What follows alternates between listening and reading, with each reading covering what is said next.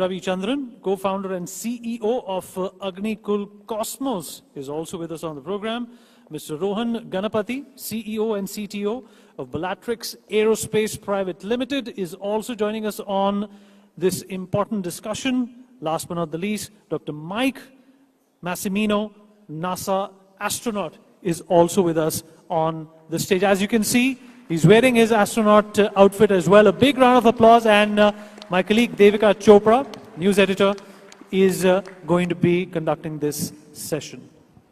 Ladies and gentlemen, it is such a privilege for me to be sharing the stage with, of course, the pioneers of our space startups, but more importantly, Dr. Mike Massimino, a NASA astronaut, has very graciously agreed to be with us in person in India, and it's such an honor to share the stage with him. So thank you once again on behalf of NXT thank you for doing this. I will come to what's next in space in just a moment, but space is a sector that excites me, and I think that happens because I don't understand most of the technology and I don't know how things work. But I will begin by asking you, what's it like being in space? That was for me. What's it like in space?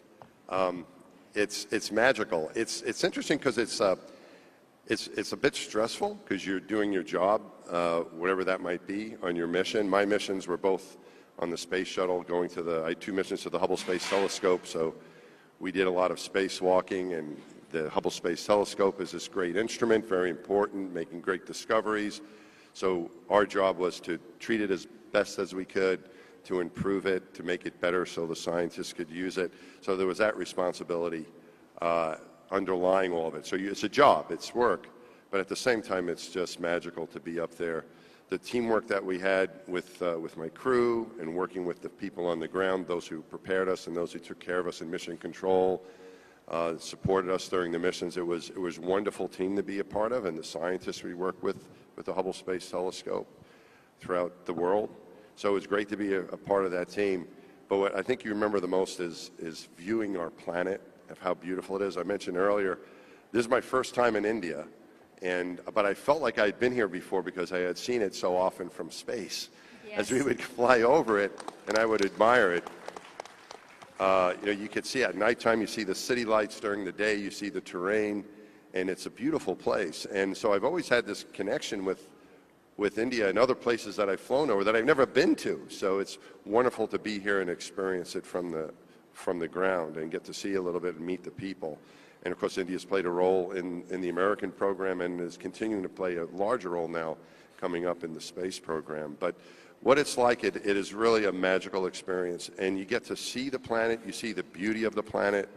I think we're living in an absolute paradise. It's very fragile. We need to take care of our planet, and it's one we all share. And I think that out of the work was important, I felt, and the teamwork made it all happen. But I think the experience of being there and realizing how lucky we are to be here on planet Earth, that is the most compelling reason to go to space. Dr. Massimino, I also want to, of course, understand from you, does it change your perspective about humanity, about life, when you just get that opportunity to absorb everything from space? Because that's something that all of us wonder, what would it be like to just go above there and just see the Earth? I want to understand, did it change your perspective about life? It really did. It happened to me, it happened on my second spacewalk. So seeing the planet from the cabin, you look out, as soon as you get to space, you want to see what's out there. What does the planet look like at night? What do the stars look like? So you want to get that experience, of course. But you're looking through the window of the spaceship when you're doing that. And when you go outside for a spacewalk now, the whole sky opens up, the whole universe really opens up to you.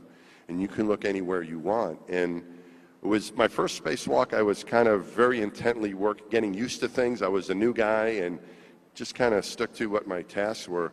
But on my second spacewalk, I felt a little more comfortable. It actually was a bit easier, the spacewalk, the tasks we had, and I had more time to just enjoy the view.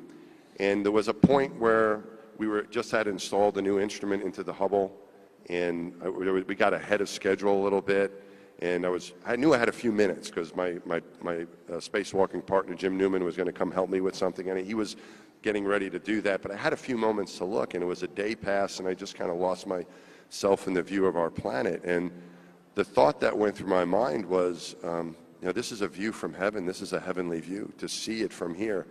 And then I thought, after about a moment, I thought, no, that's not quite it. This is what heaven must look like. It's a complete paradise. And you see the beauty of our earth, but you also see the fragility of it. It's a very thin atmosphere, and we know that it's a fragile place. But when you see it from space, you see the atmosphere, just a thin blue line. If you think of the earth as an onion, the top thin layer of the onion is the size relationship of our atmosphere to the rest of the planet. So it's very, you feel the fragility of it. I could only see that view because I was wearing a spacesuit. But you see it as such a beautiful and a perfect place. There's no borders. It's very harmonious. And that does stay with you. I do think we're living in a very special place. We're very lucky to be here on planet Earth. We need to take care of it as best we can. And it's a place we all share. But I see that you see the beauty from space, but you can engage it on Earth. And so I try to remember that view from space every day when I am here, and it's such a beautiful place here in India.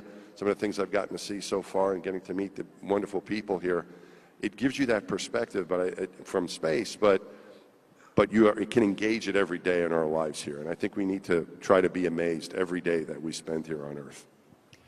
At the same time, Dr. Massimino, I also want to understand from you, you went from being an engineer to becoming an astronaut. What was that transition like, and what really motivated you or propelled you to make that change or to accept that opportunity? Well, the astronaut job has got lots of different different types of people working in there. So I'm an engineer, as you said. We also have military people, test pilots, but people with other occupations in the military, scientists, medical doctors. I've flown in space with a geologist, with an oceanographer, with a veterinarian. So we have lots of different occupations. I think that each one of those skill sets, the commonality is the ability to solve problems. I think a STEM education, a science technology generated type of education teaches you how to work in teams to solve complex problems, how to work together to accomplish goals, and how to think about maybe a very complex problem and then figure out ways to engage it. And I think that that's the common thing that you'll find, I think, with most astronauts. We come from some sort of technical background. It might not be engineering. It could be science. It could be aviation. But the ability to solve problems. And I think that prepares you very well to be an astronaut. It gives you maybe the foundation. And then for me, being a civilian, once I became an astronaut, there was a great deal of adventure I had to get used to, flying in high-performance aircraft and learning how to do spacewalks and doing things that I thought were a little bit crazy. I was trained to do those things. So I think it's important you get that good educational foundation. In my case, it was engineering. It can be lots of other foundations as well. And then the space program is really good of training you to learn to apply what you know to the problems you're going to be working on in space. All right, so we have three more, our Space Startup founders here. They're in various positions in the startups, and they also have, of course, technical backgrounds like yourself. I want to ask Rohan with Bellatrix Aerospace, do you ever feel that you may want to transition to something as Dr. Mike Massimino has done? You know, he's gone from being an engineer to actually being an astronaut. Is that something that you also ever look forward to? You're making the rockets that go up, but my question is, do you want to ever sit in one of them and be in space? Well, that's an interesting question. Thank you for having me here. It's a privilege to sit with you. Well, that's the final goal for anybody getting into space entrepreneurship, for example. You always have this fascination of going to space, and build technologies that go to space. So we're taking baby steps. We work on in-space propulsion and mobility, going to the moon, going to Mars. That's where we come. And we'd love to see a future where that becomes a reality, going to the moon, going to Mars in our lifetime. And now that India is also awakening to privatization in the space sector, So there are, believe me or not, in 2018 there were 4 companies. Now there are 300 companies in India working on space. So, yeah. Yes, that's a point to note that we barely had any, and today we have over 300 private space companies operating in India. So that's a huge achievement for our nation. Srinath, coming to you next from Agnikul Cosmos, I want to understand from you, how has that experience been working with, say, the government in terms of the support you need to set up a private space company? Because at the end of the day, every venture, when you get into it, you want it to be profitable. But space is one of those businesses where you need heavy investor backing. You need money which literally gets burned as you go up. So how has that experience been operating in India? Yeah, it's been very different, I think, over the last 6 years, right? So when we started in 2017, literally the number of people who asked me the question of whether it's even legal to build a private rocket company in India is way too many to answer here, right? And from there, in 2022, with the government support, we were able to set up our own private launch pad within the country. So I think that has been a marvelous transformation. In the early years, I mean, as a founder, raising money is one of the things that you always think about. A lot of questions where, you had to figure out the best explanation to say, will India allow you to launch privately, right? We had to always beat around the bush, to be honest. And that was still 2020. And then with the whole, new set of policies that have now come out, I think we have absolute clarity in telling people that policy is not the real problem. Now it's, if you can go build a SpaceX, if you have the money for it and the technology for it, you can do that in India. That was not the case in 2017. So I think, as Rohan was saying, we are in the right direction. We are getting there. A lot more work has to be done, but I think it's a great starting point now. Absolutely, and it also gives you a lot of exposure to other international companies that are also doing that, private space companies. And I'm going to come to that point with Tanveer Ahmed of Dejantara. Tanveer, Dejantara has just done their launch with SpaceX. Can you tell our audience about that? What was it about? Okay. Hello, everyone. Thanks a lot for having me here. As a company, we focus on tracking space objects. So today, many of you might have come from an aircraft over here, and you had a pretty comfortable flight, I would assume, and you did not have a fear that another aircraft would come and collide into you, right? So that's space debris. Yeah. Space debris monitoring is what you're essentially doing. Yes. Yes. So essentially, we do something how aircraft's traffic is managed through tracking, by tracking with radars and things like that. We do something similar for space. We track every object in space, be it a satellite or a debris, and we ensure the traffic is managed and coordinated and ensure that no accidents happen in space. The satellite that we just launched 1.5 months back with SpaceX is one of the world's first satellites that can gather data of other space objects from space. So that's essentially what Scott, our satellite, was. And how was that experience working with other private space companies abroad? Because, of course, space is one sector that would require global cooperation if it is to be a successful venture. And it can't be country-centric or country-specific, because our aim essentially has to be space for all humanity. So when we're looking at that goal of space for all humanity, how was that experience? Was it very smooth for you to collaborate with other companies? So I think right now most of the action is happening in the private space ecosystem, and most if not all of the private ecosystem is funded by venture capitalists, and by that we are it's in our blood to collaborate and build partnerships, build business cases. So I think on that front it has been fairly easy in terms of creating partnerships. But I think where sort of the challenges lies is these are the first set of business cases that are being created. These are first set of missions that are being launched. And while this is being there is revenues that is being created while these steps are taken in space. This is one of the first times where space is being quite literally commercialized and business cases are being created in orbit. So it's more of a creation of a market along with value create technologies and scale technologies. So there's quite a lot of interesting conversation that happens while we have discussions on creation of markets. I remember one of the first conversations, let's say with Rohan in 2020, when we first, one of the first major milestones of the company, we first went to Bellatrix office and then went and signed a deal. But right now, from there till now, we are collaborating on multiple projects and seeing how the technologies that they are building, the technologies that we are building can come together and create business cases. So that's interesting sort of a trajectory that we follow. So that's really the way forward. Dr. Mike Massimino, coming back to you, I want to understand from your perspective, since our space startups are just taking off right now, what would your advice be to some of the young entrepreneurs who are getting into the space sector? Because we are discussing next in space. So what would you advise? What are some of the key areas of the space industry that one should be tapping in? What should we be building in India? I think that there's so many different areas that we can be looking at now, and that it could be satellite communications.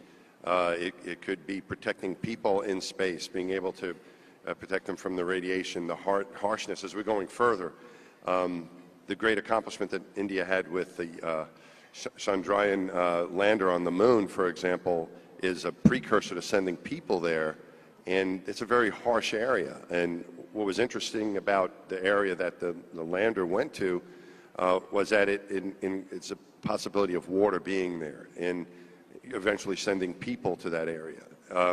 So being able to find the resources and use the resources on the moon or whatever else where we might explore, being able to support life there and protect people in this very harsh environment.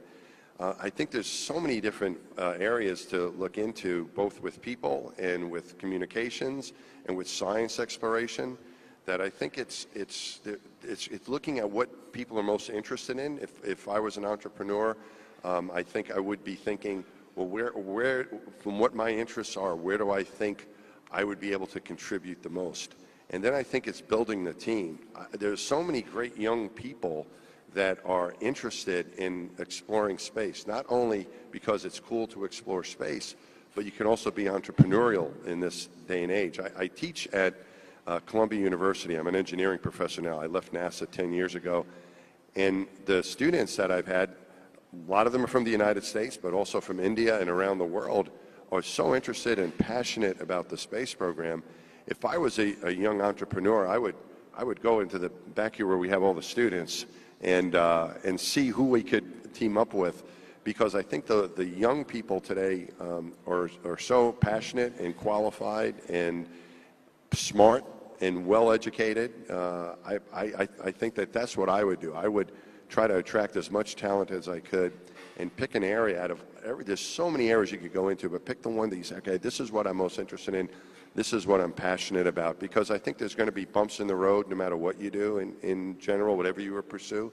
So if you have that passion for what you're doing, that'll allow you to persevere through those. So I think there's so many things to choose from. For me, I would choose, human life support and what we could do to help people get to space. But it's propulsion, materials. There's many areas that you could look into. I would follow the passion, collect a good team, and go for it. Okay, Rohan, I want to understand from your perspective as well. The same question, because you already reached a certain point in your journey as a space startup where you've probably studied the sector really well. So if you were to perhaps give some advice to young entrepreneurs who want to enter the space sector, what would you suggest that these are some of the areas where perhaps India is lacking, or that we don't have enough private space companies that are working on certain aspects of space? What's your suggestion going to be? Okay, it's very interesting. I'll answer in two parts. The first, we need to understand what's the space market about. Currently, it's $450 billion US dollars. At the end of 2030, it's going to reach $1 trillion. And the Prime Minister's vision is, having one of the best space agencies in the world, why do we contribute less than 0.5% to this global space industry? So you need more private people. That gives you an answer to the PM's vision. Second, as Mike said, Earth is a very fragile planet with a fragile ecosystem. And we are class 0 in the evolution scale, so we are dependent on the natural resources for our own survival. So you can't continue to mine Earth for our existence. So mining on the moon or asteroids is no longer science fiction, and that's happening. But how do you do it cost effectively? You know gold is available underneath the ocean. You don't mine because the cost of mining is more than the value of gold. Similarly, why don't I mine on the moon? It's the cost. So now there are people willing to fund for this, go to the moon, mine, bring natural resources, Okay, so save the planet. Srinath, I'm going to take a follow-up on that. Go to the moon. That's always been in conversation. Of course, we've managed to land on the moon, but there's a lot of chatter about becoming an interplanetary species. Do you see that happening in our lifetime? And I'm being very specific, in our lifetime. Yeah, I think the first set of deep space missions with people will happen. I don't know if that is, it'll be at a level where it'll actually be sustainable enough in terms of scale. But I think the first set of deep space missions with people will happen in our lifetimes. If you're getting there, I think the number of technologies will have to be developed, in an economical way to do that at scale.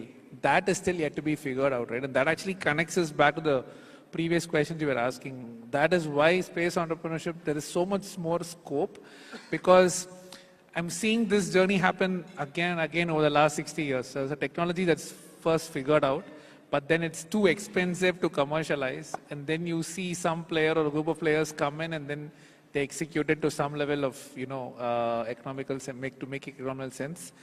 And then after that, that becomes almost like a trivial technology, and then you start building on top of that. So that, I think, about 200 or 300 technologies like that will have to be figured out for human space missions to happen at scale to say we are actually truly interplanetary as a species. But that's the opportunity also. Yes, so as we move towards more and more opportunity and more companies coming up and more companies sending, in a way, material up in space, that's where, Tanveer, I come back to you. What role do you think tracking of the space debris is going to play? Because the next big conversation, say 10 years from now, is going to be that we've sent up too many things in space and we don't know how to really manage the space debris. That's a really critical part of a conversation about next in space, about the sustainability of managing the space debris. So how do you think that's going to chart out? So I think we are already at a place where I think we'll have sustained commercial human presence in orbit maybe in a decade or two. So that means orbits have always been sort of a resource where you place satellites, but right now that's also a resource where you can place humans. So once humans, lift their feet from ground, you need to ensure that wherever you are, it's pretty safe. So till now, the space has been utilized in such a way that, like any other industry like oil or gas, the resource, the space and orbits have been exploited. But right now, it's the inflection points, it's the markets have been created, enough space missions have been operated, such that both the space industry and space sustainability both has to go hand in hand. And that's when a sustainable sort of business cases would be created and sustained presence of humans will be there. So as I usually like to say, we have to ensure that our orbits are infinitely sustainable, which are not there as of today. Yeah. Okay. Dr. Massimino, of course, I want to circle back to you and I want to ask you the same question. It's one of my favorite questions to ask, which is what I just asked Srinath as well. Do you feel that we will be an interplanetary species in our lifetime? And that's a conversation that happens a lot in the United States of America about becoming an interplanetary species. Do you think that's going to happen in our lifetime? Interplanetary species? Like going other places and living there? Yes. Absolutely. I think one of the things that's exciting for me is the opportunity we've had a lot of experience in low Earth orbit, but now the opportunity to go back to the moon. And we haven't had people on the moon for over 50 years. I was a very little boy. It's what inspired me to become an astronaut. I was 6 years old when Neil Armstrong took those first steps on the moon. But we haven't been back in a long time. But we're not going to go back just for a visit. We're going to go back to settle there. And I think the accomplishment that India had with the moon landing, we just had another one launched last night from the United States, another private mission. And so it's not just governments anymore. It's also these private companies. And so we're great countries like India, the United States, and other countries that are spacefaring. It's not just their governments now, it's also their companies, the ingenuity that they have in the commercial areas to do these things. So I think now we really stand a chance to accomplish this because so many people are getting involved, not just countries, but companies. So I think that the moon is the starting point for that. We have a lot of experience in low Earth orbit, lots of, over 20 years of experience of people being there around 24 hours a day, every day since. But now, what's it like to live on a planetary surface? How can you find water? How can you use the resources there? And the moon is close enough that we can still get back if there's an emergency. We can have communications back and forth between the Earth and the moon so that when there's help needed, we can supply it. And I think that's going to be the place that will be the launch pad to go further to Mars and other places. So I'm very excited about what's going to happen. I think in the next few years, that'll lead us to being interplanetary, not just the moon, but other planets as well. Dr. Massimino, I also have a slightly philosophical question for you. So, for a very long time in India, we had a slight mindset where we would really say, okay, this is possible, this is not possible. And that mindset has shifted in the past decade, okay, drastically, as some of our startup founders have also pointed out, that the opportunities they didn't have before, which were just not possible, they're now possible, right? And we don't write anything off anymore. But that's a mindset that America has always had. And that's why you have, or rather that's the impression that we get, that America always dreams really big, right? So they follow that you dream of the moon, but you land on the stars. So I want to understand from your perspective, how do you suggest, this is a philosophical question, how do you suggest that we adapt more of that mindset where we just say, this will be possible? Yeah, I think the mindset that I think I've had, that I learned and that we had at NASA was that when you first sometimes hear about an objective you want to do, if you're dreaming big, you want to go to the moon, you want to build a space station, you want to have a lander on the South Pole of the moon, these things might seem impossible. And I think I was told by one of the moonwalkers, Alan Bean, it was a mentor, he was out of the 12 people that walked on the moon, he was the fourth, and he told me, Mike, at some point in your career, you're going to be asked to do something that's impossible. You're going to dream about something that's impossible. Don't think of it that as impossible. Start talking about it with a group of creative people. Start exchanging ideas. And what you'll find is that it's not impossible, it's just really, really hard. So I think when you have these impossible dreams, I think it's important to have a good creative group of people with different ideas. This is why I think countries collaborating and getting a very diverse mixture of people together is important, because you're never going to solve the major problems, the difficult problems, if everyone thinks the same way. You need people that think differently. And then you start realizing, okay, maybe it's not impossible, it's just really, really hard. And the other thing that I tried to keep in mind, and I found, like in my life, because I applied many times to become an astronaut. I was rejected twice. I was medically disqualified once. And I just kept trying, and I felt like, you think things might be 1,000,000 to 1, and it can't happen, but that's not true. It's just very unlikely, some of these impossible things. And the only way that something is truly impossible is if you don't try, or if you give up. If you don't try or you give up, then you know the outcome, and yes, it is impossible. If you don't try, it's impossible. If you give up, it will be impossible. So I think that's what you need to keep in mind is, no matter how hard it is, don't give up and surround yourself with a diverse team of thinkers to attack the problem. That's an absolutely lovely thought. I just have another 1 minute left, so I'm going to quickly go across the aisle here. Rohan, I just want to understand from all three of your perspectives, the next decade for space, what does that look like? What does it look like? Yes, what is the next decade of space? How do you envision it? Science fiction, turning science fiction into reality is what we see, and a lot of capital being spent on space. But the beauty of space is, yes, it is expensive, but the rewards are much bigger. The first software code was written for Apollo lunar landing, right? But now software is a different industry in itself. Same thing is going to repeat. you're going to see that Apollo era, the 60s, the late 60s. So that's what we predict for the next 10 years. Okay, Srinath. I think adding on to Rohan's point, I think at least in India, it's going to become a lot more commonplace, not more normal to talk about it. When we started Agnikul, I was a little shy to go and tell people that we were building a rocket company.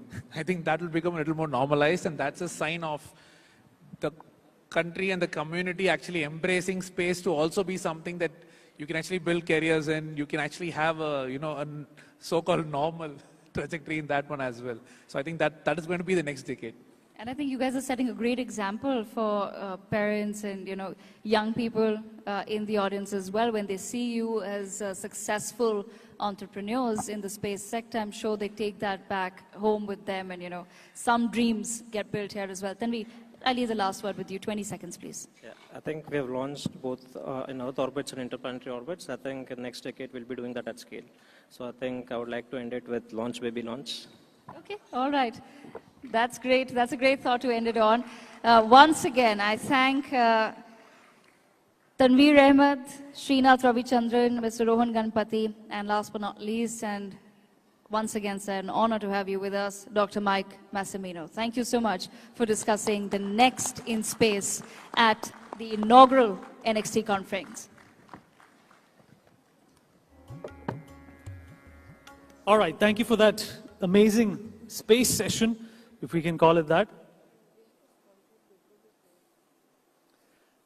Yeah, before we in fact get into our next conversation, we're going to have a look at this video. बिजली कब आएगी और पंखा कब चलेगा? चंटू साहब, पहले पंखा आएगा, फिर बिजली आएगी, हैं? पहले पंखा आएगा, फिर बिजली आएगी। ये पागल है। तुझे पता है क्या? पहले पंखा आएगा, फिर बिजली आएगी। बानी को क्लास में। पंखा बोल रहा था, पहले पंखा आएगा, फिर बिजली आएगी।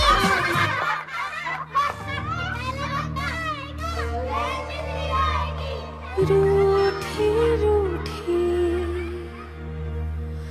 रोशनी, तू तो मुझे मानता है ना? पहले पंखा आएगा, फिर बिजली आएगी। लागी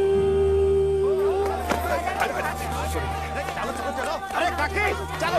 विदास, हम कहाँ जा रहे हैं?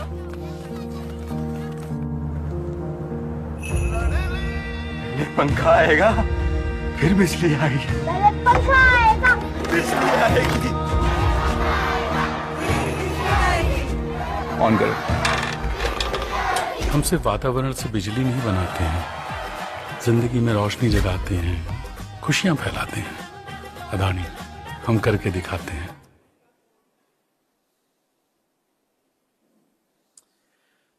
All right, wonderful. On to our next session. We're going to continue talking about space. A bit of a caveat for this session, that this next session is going to be in Ruski, which is Russian. You all have headsets on your table. You can put them on if you want to understand the translated version of this very important conversation, folks. Space is something which was initially dominated by the Americans, then the Russians, and of course India has been butting into this race and has done incredibly well. This time, we're going to have a couple of special people, and I have the privilege of introducing them onto this august stage. We are going to be in conversation with Mr. Oleg Artemyev, who's a Russian cosmonaut. He's going to be in conversation with Olga Lysogor, who's the deputy editor of Rossiya Sigodnaya Media Group. She's also the head of Sputnik News, a very important space-related magazine and platform in Russia. So big round of applause for this conversation. And please, I would request you to put your headphones on and try and understand what is being discussed. Over to you.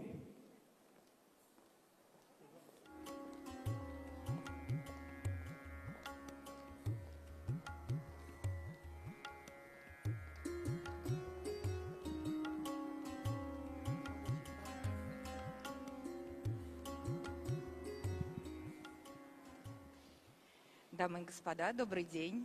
Олег, здравствуйте. Здравствуйте. Большое спасибо NewsX за эту возможность пообщаться с настоящим космонавтом. Можно сказать, мечта детства сбылась. Прежде чем я начну задавать вопросы, я хочу обратить ваше внимание на вот эти два флага, которые Олег принес с собой. Расскажите, пожалуйста, что это за флаги? Так, да, добрый день, дорогие друзья. Я вас приветствую от отряда космонавтов России, от его действующей части. На данный момент я готовлюсь к очередному полету, и в каждый полет каждый космонавт, каждый астронавт может с собой взять порядка 1 килограмма вещей. И что возьмешь в этот килограмм? Это то, что легче всего весит. Поэтому мы берем с собой то, что можем потом подарить. И как раз флаги, они легко весят. И я с собой брал флаги всех стран, которые есть у нас на нашей планете, и запускал их там в невесомости полетать. Вот. Наверняка, может быть, будет видео какое-то. И почему мне именно флаг Индии дорог? Потому что... Обратите внимание, да, вот это да. видео.